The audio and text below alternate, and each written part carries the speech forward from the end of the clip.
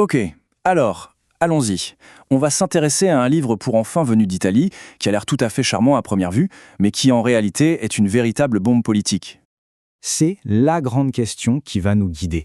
Parce que, oui, derrière ces fruits et légumes qui parlent, on va voir qu'il y a un message bien plus profond qu'on pourrait l'imaginer. Voilà, ça c'est dit dès les premières pages. Cette phrase, prononcée par le père de notre héros, pose tout de suite l'ambiance. On comprend immédiatement que ce n'est pas un conte de fées classique. Ici, on est clairement en territoire politique.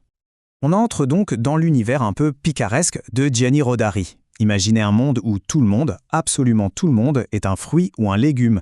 Et c'est dans ce monde que commence le périple de notre héros, un jeune oignon au caractère bien trempé. Et voici donc notre Cipollino. Sa quête personnelle, elle est un peu particulière. Son éducation, ce ne sera pas les maths ou la géo, non.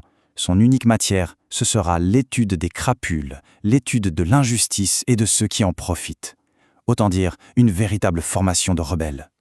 Ce qui nous amène au cœur du problème. Parce que sous ces airs de fables colorées, ce monde végétal cache en fait une société profondément injuste, minée par les inégalités et dirigée par des lois totalement arbitraires et cruelles. Le clivage social est d'une simplicité brutale. D'un côté, on a le petit peuple, les légumes qui travaillent dur, qui sont pauvres et qui subissent. Et de l'autre, une aristocratie de fruits et légumes bien nés, capricieux, qui inventent des lois absurdes pour leur propre plaisir. Et l'injustice, elle est partout, tout le temps. Le père de Cipollino, par exemple, il finit en prison juste parce qu'il a accidentellement bousculé le prince. Et le pauvre messire Courgette, il met toutes ses économies dans une petite maison, le rêve de sa vie, et paf, elle est immédiatement confisquée. C'est ce genre d'événement qui va mettre le feu aux poudres. Alors comment est-ce qu'on se révolte dans un monde pareil ? Eh bien, la résistance de Cipollino, ce n'est pas du tout une question de force. Son arme à lui, c'est l'intelligence, la ruse. C'est l'art d'utiliser la nature même de ses oppresseurs pour les retourner contre eux. Et il y a une scène qui est juste parfaite pour ça.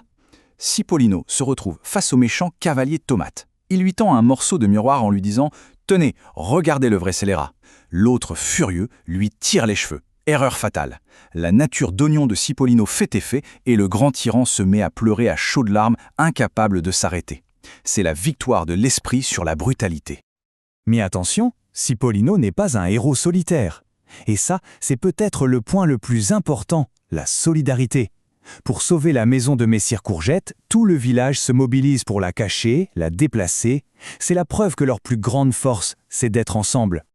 Et si on prend un peu de recul, on voit bien que l'univers entier de Cipollino est une critique féroce de l'autoritarisme. L'arme préférée de Rodari pour ça, c'est de pousser la logique du pouvoir jusqu'à l'absurde pour en montrer toute la bêtise. Les exemples sont à la fois hilarants et glaçants. On instaure une taxe sur la météo. Un baron, après avoir tout dévoré, exige qu'on lui serve les arbres à manger. C'est par ces petites touches surréalistes que Rodari dénonce la folie d'un système qui a perdu tout sens commun. Du coup, les personnages ne sont pas que des individus, ce sont de véritables symboles.